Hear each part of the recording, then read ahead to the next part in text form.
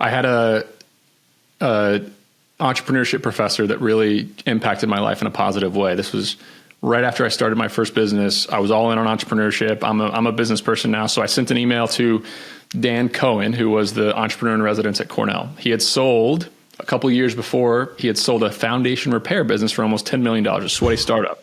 So I hit the lottery in meeting with this guy because he impacted my life in a very positive way. But I sit down in Aladdin's in Ithaca, New York. I don't know if it's still open. It was a Greek restaurant for lunch with him. And I vividly remember the very first question. We sit down, and my plan was to pick his brain about business and how it all works, and my plan to grow the company. And the first thing he does, he looks right at me, right in the eye, and he says, "Nick, do you like sales? Would you consider yourself a good salesperson?"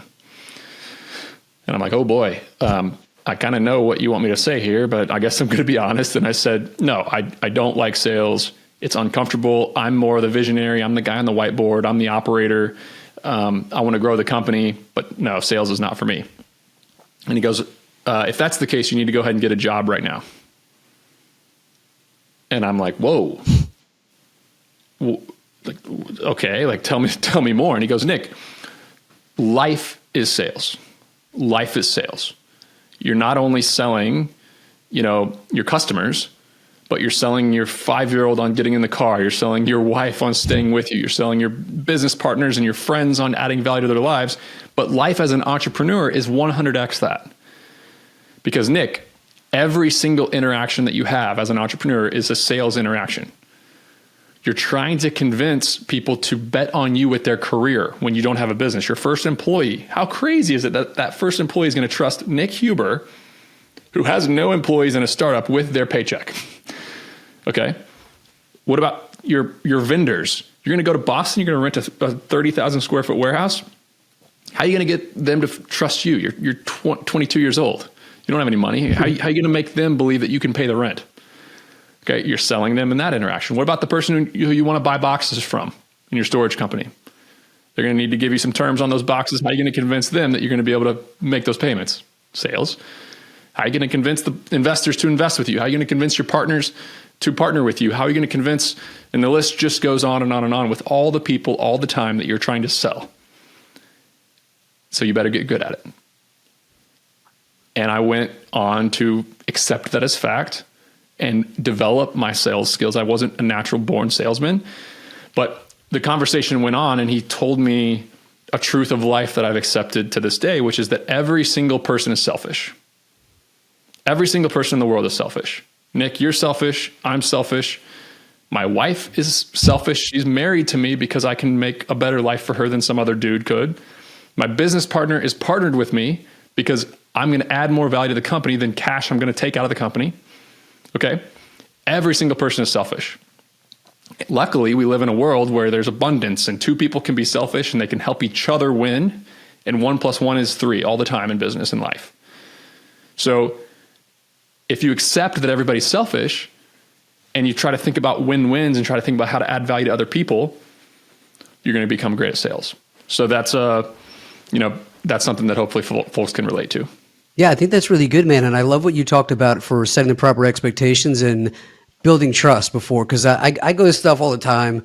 And sometimes I sit down, and the second I sit down, they're telling me about their program. And I'm like, dude, I didn't even eat my bagel yet. You know what I mean? Like, warm me up a little bit, like show me some credibility there. And there's ways to do it without bragging. And I like what you said about delivering first and maybe telling them the negatives to get it out of the way, to see if they even still stay in the room. And I love that approach of like showing the negatives, building the credibility, and seeing who's still along for the ride halfway through, because I feel like you'll thin the herd by doing that right off the bat and finding who your right people are. So I had another very influential person in my life. His name is Jim Gambasini outside of Washington, D.C. I had an interaction with him as a 24-year-old that changed my opinion on sales as well.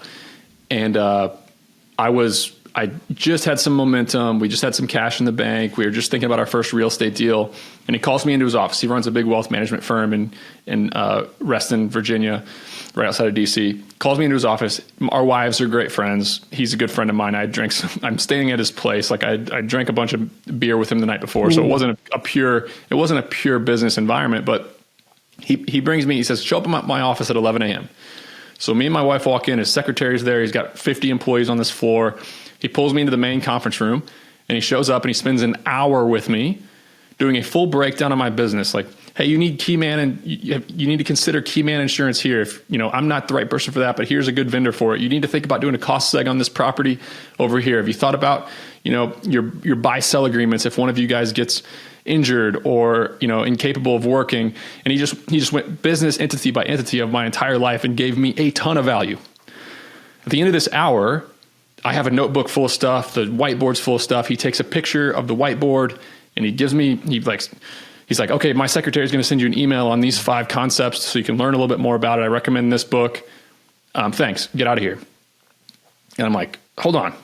You're going to send me an invoice? Like, the CEO of the company just stepped out of running his company for an hour to help me.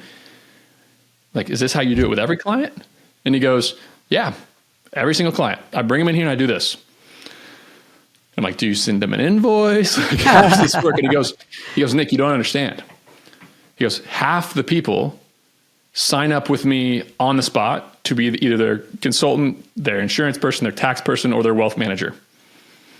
The other half of people call me in 6 months when they have another problem and they sign up with me then because they know that I can help them because I've added value to their life first.